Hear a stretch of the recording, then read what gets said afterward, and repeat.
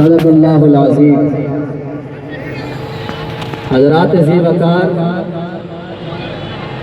میرا نام حافظ مجاہد اللہ کے پیچھے بھائی پوچھ رہے ہیں، مرکزی جمعیت اہل حدیث پاکستان کی طرف سے میں نمائندگی کر رہا ہوں اپنے جماعت کی۔ حضرات، کشمیر کی 3 نسلیں یہ عذاب اور یہ تعذیب بھگتتی آ رہی ہیں۔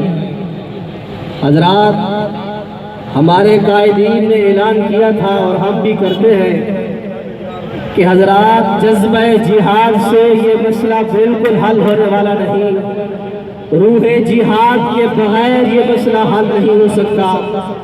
حضرات محترم، ہم اپنے ملک پاکستان کی عسکری اور تمام اداروں سے اپیل کرتے ہیں اور علماء کا یہ حق بنتا ہے کہ علماء کرام عسکری اداروں سے جہاد فی سبیل اللہ کا مطالبہ کریں۔